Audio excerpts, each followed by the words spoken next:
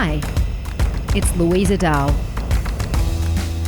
And welcome to the Interactive Minds podcast, where I talk with passionate marketers, innovators, and digital leaders about their specific recipes for success.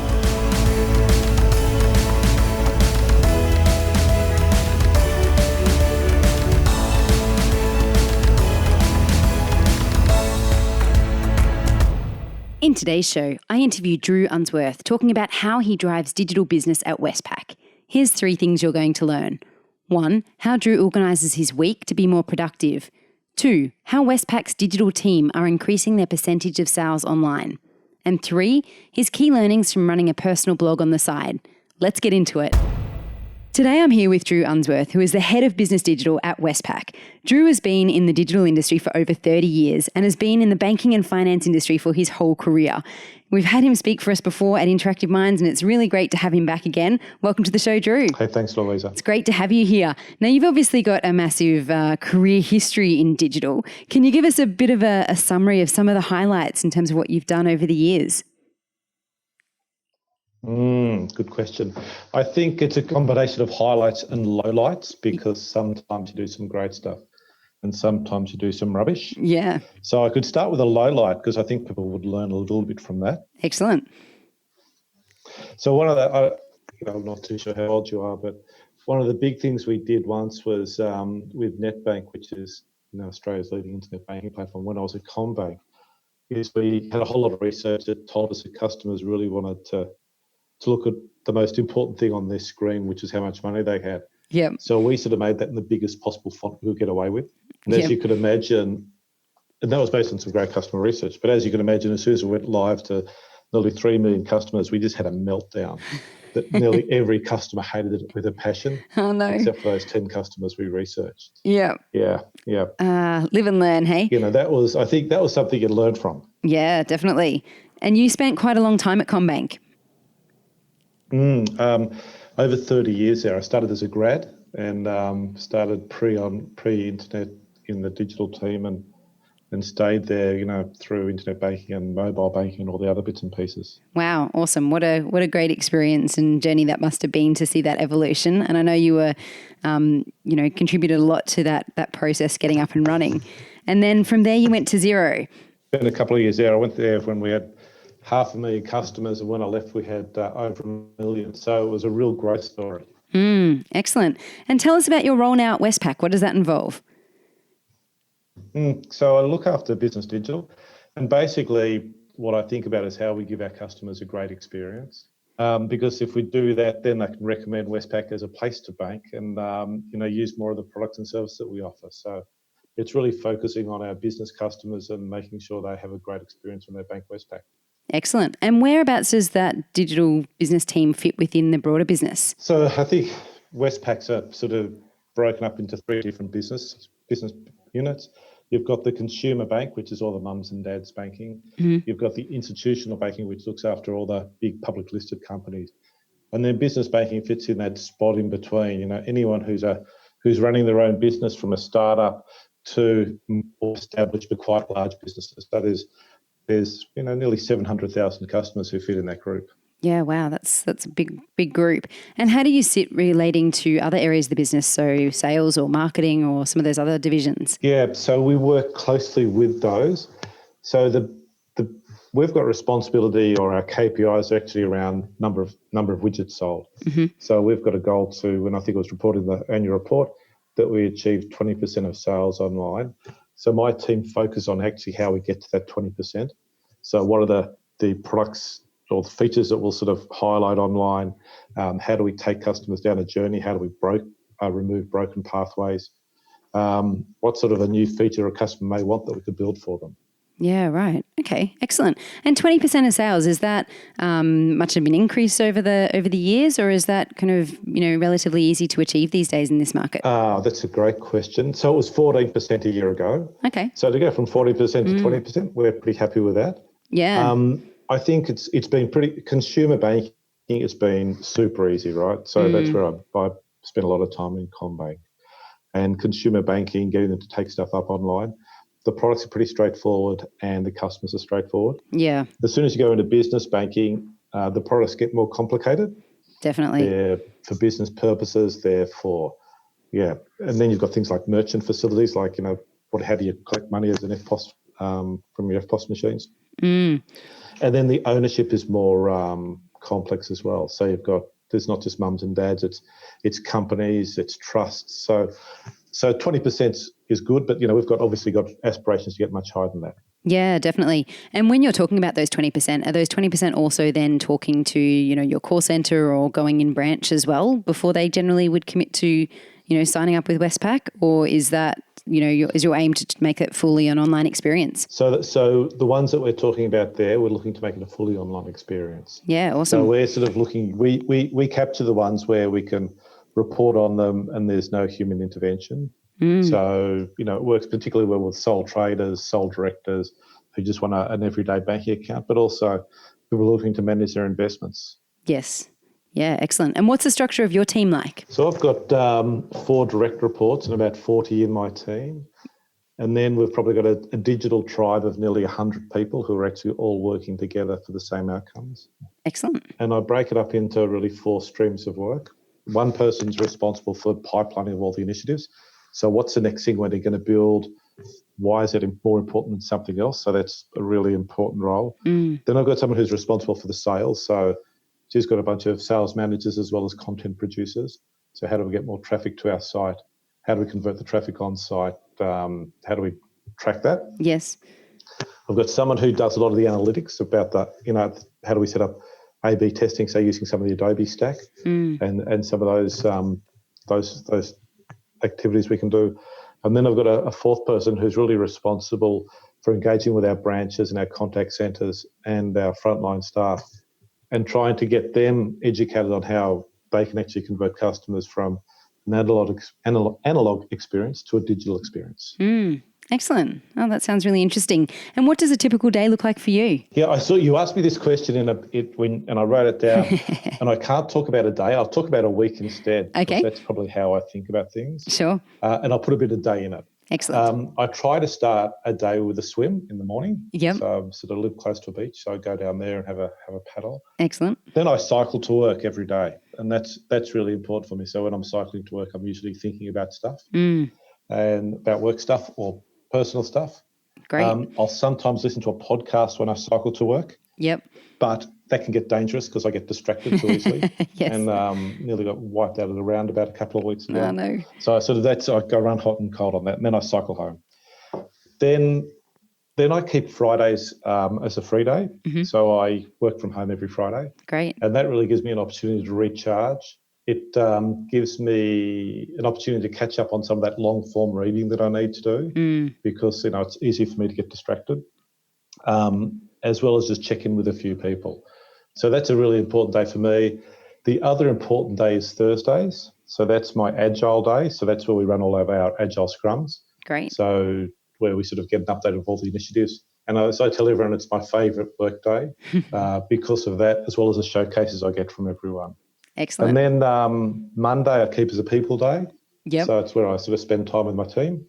And I guess what I do, which may be different from other people, is we've got open planning, and I actually try to sit bang in the middle of the team and just on a desk, same as everyone else. And, I have my leadership team sit around me so that we can just spend time bantering off each other. So I think that's one thing that's important, that is accessibility, that it's really easy for anyone to have an idea or to come and talk to me or to talk to members of my team or for my team to interact because we all just sit together. Yeah, great. Excellent. I love your approach to the week. Oh, and there's one last thing. Yeah. I was going to say one last thing is that my CC emails, I've sort of followed, I read someone and I just think it's such a good idea. All my CC emails I put into a file called CC emails and then I never look at them. So unless my assistant says there's an email you should look at, but I don't look at CC emails, and I've been doing it for a few weeks now and I think I've got 300 emails I just have not dealt with, which is awesome. Fantastic. That definitely must cut down your inbox for you. Yeah, it does. Yeah, awesome. No, I love your approach to the week. I was actually just mapping out my week. I was doing some planning last week actually, and I was redefining my days. And I love this concept of, doing different things on different days and aligning your time to that so that you can make sure you spend the time that you need. And in particular, I think, taking that time out of the office is super important and something that everyone needs to do a bit more of, making space. Absolutely. I went from doing it once a fortnight, and then I thought, blow it, I'm going to do it every Friday, and it's made such a difference to my week. Huge difference. Yeah, definitely. So do you do kind of your strategic thinking and your reading and your planning on those days typically, or is it a bit of a mix? It's a bit of a mix. I do a lot of my reading because you do get some stuff that you sort of, that it's more than if it's more than a 5-minute read or a 2-minute read, then I put that to one side and just sort of put it in that file called AAA Friday Reading. Excellent. Oh, good. And the AAA gets it to the top of my inbox. Yeah, definitely. Fantastic. Well, great. Thank you for sharing that with us. I'm sure a lot of people will find that really interesting. Now, we are going to talk today about something that you've worked on recently, a specific project that you've been working on, and hear a bit around how that came about and what you've been doing. Do you want to start off and tell us a bit about it? Yeah, so it's a product called Invoice. If anyone follows me on LinkedIn, that's one of the 2 things I talk about a lot on LinkedIn. Yep. It's basically, and it's a new category, so that's the big challenge for us. It's a new category for a bank, which allows our business customers within their internet banking platform to actually create an invoice, send it to their customers, track the status of that invoice, whether it's been read or opened rather, whether it's been paid, and then to just sort of track how much money people owe them. So it's a really awesome service. Yeah, sounds like a great business tool to have within your banking, and such a obvious alignment when you say it like that as well. Tell us about kind of how this came around and how long this project's been on the go for. So this week is it's been around for a year. So we launched it a year ago in November 2019, and we've had 5 iterations of it. Now, when I turned up at Westpac, they had these grand plans of doing this super complex product. And I just think that overthought about what they wanted to do. So I suggested to them, why don't we just do a really basic version of this and take this one killer feature here and make that the hero of what we want to do. And then let's forget about everything else. Yeah. And so they took that one killer feature, which is invoicing. And, it's something I was familiar with from my Xero days because everyone Googles how to create a free invoice. Yes. And we took it to some research, and it came up really positively. So then we mocked up some screens and sort of did a few more iterations of research and came up with what we thought was a really good basic product. And we knew we had more features that we had to add, but we knew that we could add them over a period of months because, one of the things I've realised is that on day one, you're not going to get hundreds of customers. You're going to get tens of customers. And if you wait for 6 months when you've got thousands of customers, you still don't have tens of thousands of customers. So you can keep adding stuff on. Yeah. As long as we do that in a consistent way. And so that's what we did. We sort of came up with this really basic invoice. And then customers said to us, can you remove my personal address from this? Or can I add an ABN number? Or can I add something else? And then we kept on adding those features in. And then about 4 weeks or 8 weeks ago, we put BPay in there, which is a really awesome way to get paid. And then I think in a few weeks' time, you can actually, if you've got a foreign currency account with Westpac, you can actually create an invoice on your foreign currency account and get paid in any currency you want. And that's a real differentiator. So, yeah, that's how we built it. But part of the success is not what you build, but actually also the other part of it is how you promote it. Definitely. Get people to use it. Yeah, and how has that been going now that you're a year in? It's good. How did you initially tell people about it, I guess? What was where did you start in that process of getting customers to use it? Yeah, so obviously we've got a lot of branches, nearly 600 branches who could talk about it. That's hard, but we do have lots of traffic to our website. So we hijacked a lot of the traffic to our website. So virtually every business customer that came in would see a biz invoice message. Excellent. We did a lot of promotion inside of Westpac Live where they went to. Then the other thing I started to do was to extract all the data from our customers and start sort of looking for customers who seem to be doing something unusual. And I found one customer from Tasmania who was had some sort of horse nutrients, and she was an early adopter. And I thought, that's an interesting story. So I found a bit more about her. One of my team then approached her and we made a video on her and how she uses it. And it ended up being one of the top 20 videos of Westpac on our YouTube channel. Great. So, it's just it's lots of hacks. And that hack is really a hack I got from Xero where you use customers for testimonials. I mean, it's quite obvious, but But you've got to go there and you've got to find genuine customers as well. And what I love about this lady is she's so genuine. Yeah, fantastic. So when you found something like that, you obviously mentioned you put it on YouTube. I imagine you covered kind of all your channels that you could with it then. Absolutely. Was there any tricks to distributing that and getting it out there? So obviously spending money is always a useful trick. So our marketing team looked at it and said, we can really use that. So they cut it up and started to use that as pre-rolls on YouTube and platforms like that. So again, that was a trick from Xero. But, you create this content and you just sort of repurpose it. So we repurposed it for pre-roll. We didn't have one, but we built a new component for Westpac.com that allowed you to play a video as sort of a pop-up box. Excellent. Hard to believe we didn't have one, but we built one of those. And so that's been used over and over. And it's just sort of build a testimonials page. So it's lots of hacks, but we did a whole lot of what was interesting having done all that is we realised that we'd done a lot of stuff for Biz Invoice and we've got other products coming out. And so we then built a playbook for Biz Invoice. So these are all the things that if you had to do it, you'd do it this way, not and sort of take all the bad ideas and just keep all the good ideas. Yeah, great. SEO was the other area. Yeah, SEO was another area of focus. We probably should have focused on SEO a bit earlier. Because it took us about 6 months to get Biz Invoice to the front page of search. Yeah, right. And I imagine that was a massive difference then, particularly in attracting new customers. Huge difference. But it's been really good. Lots of new customers have used it. And what we see is probably about half of the customers who use it, half come from online channels, half come from our branch channels. So that's good. And I imagine when you launched this product, it was a bit of a balance of getting your existing business customers on it versus using it as a tool to attract new customers. Have you found now that there's kind of more competition in this space, given you're a year down the path? Are there other banks now starting to kind of go down this path as well? Yeah, no. So no one's followed us here in Australia. We've seen it actually happen in the UK and Canada. They've taken similar approaches. Invoicing is a very popular area. But, one thing I say to my team is people can copy what we've done, but they can't copy the intent. Yeah. So, we have the intent of why we're doing it, what we want to do, and why it's important for us.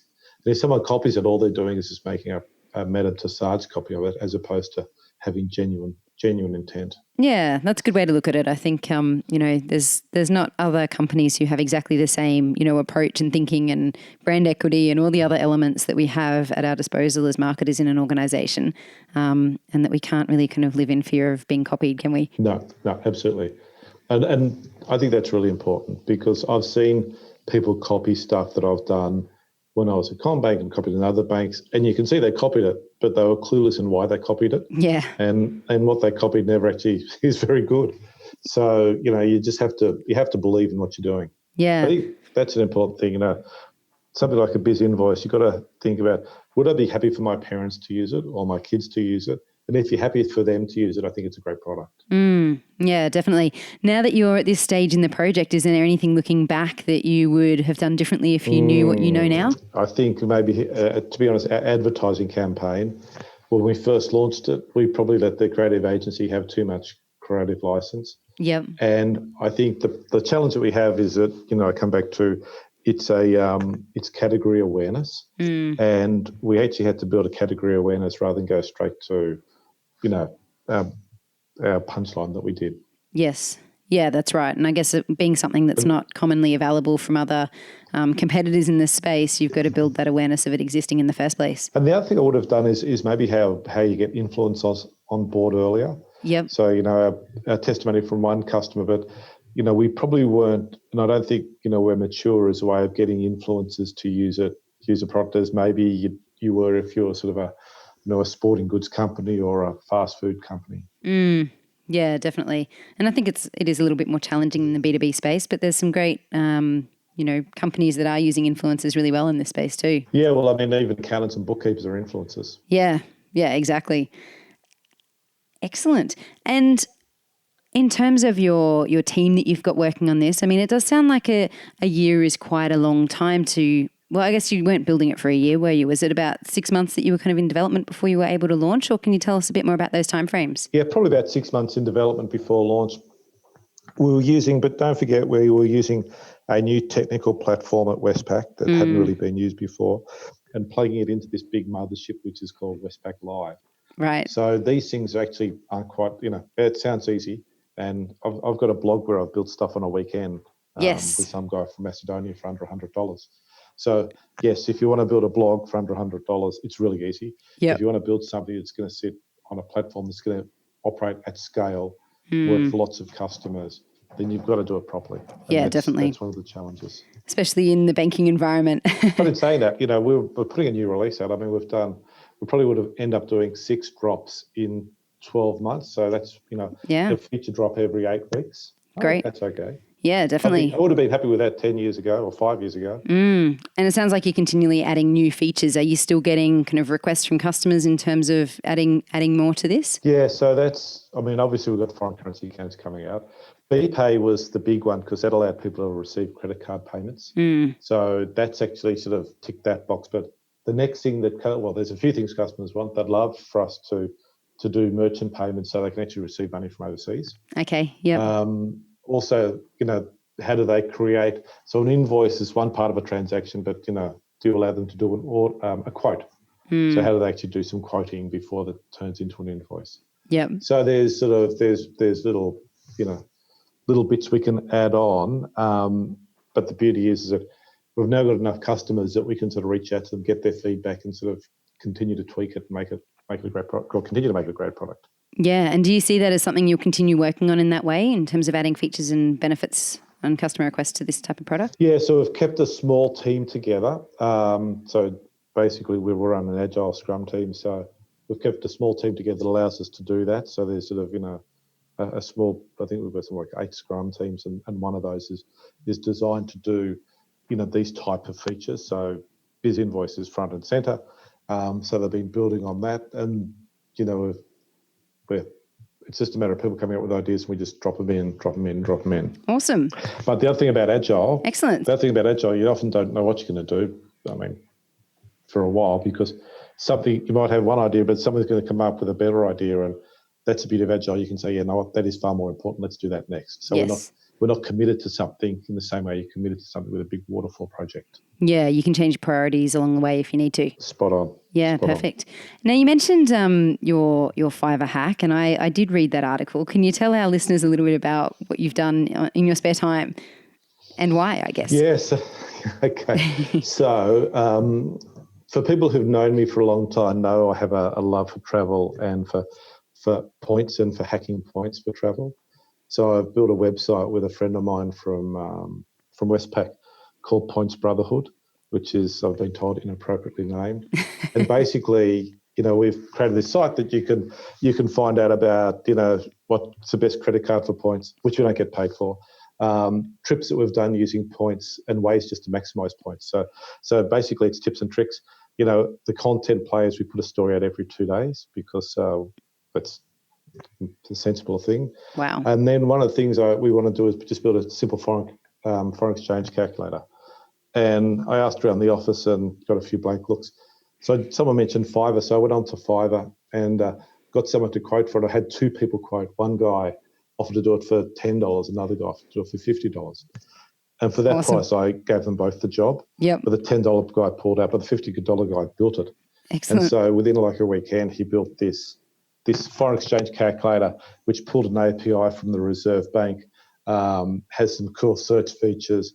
And basically my hack is that why wouldn't you, if you're wanting to, came back from a trip with some leftover money in your wallet, why don't you just go to some of your friends and say, hey, listen, I know you're going to Vietnam in a few weeks. Why don't we just swap money over? And I'll give you some Aussie dollars and you give me those Vietnamese dong, and rather than go to an ATM. Yeah. And it's just a really simple hack that I stole off a grad. And yeah, it was so cheap to do. And I'm not that technical, but we were able to get this guy to build a plug-in to our WordPress site and plugged it in there. So we've got a few other ideas that I've gone back to him for. Excellent. To see what else you can do for $50. Yeah, that's right. Fantastic. Yeah, it's good fun. Yeah. And it keeps your brain alive, right?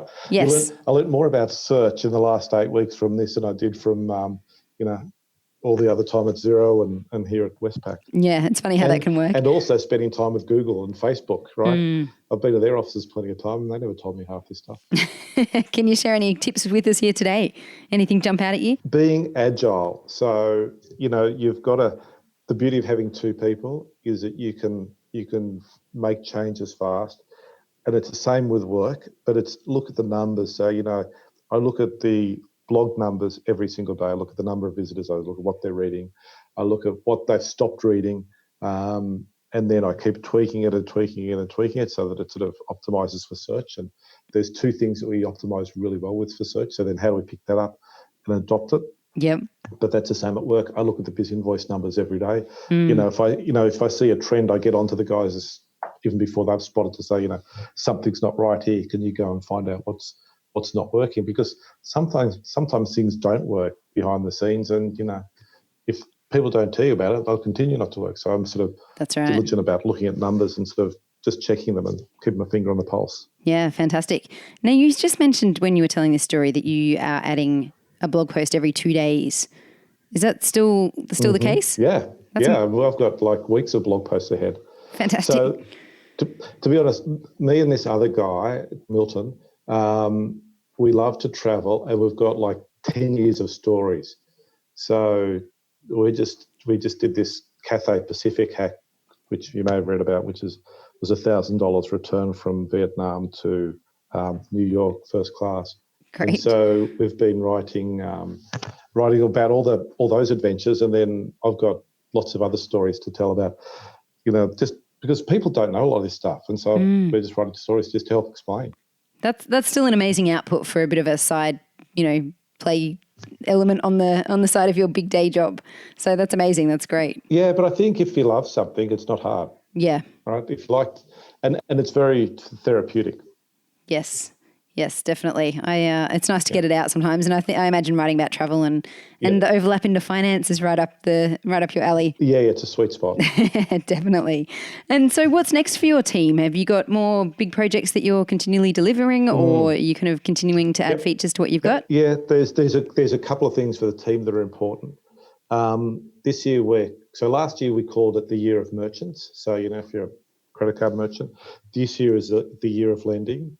So by Christmas, we'll have out the first unsecured lending product from Westpac for small businesses who can go online, can apply to have an unsecured limit either as an overdraft or as a fixed loan without providing any security, based on some really smart analytics that we'll do on their transaction banking. Great. And we'll do it both for existing Westpac customers and for new Westpac customers. So, they provide us their bank statements or access to their bank. Bank will then analyse that. Then they might give us their Xero or their MIRB or their QuickBooks data, and we're working with those guys as well.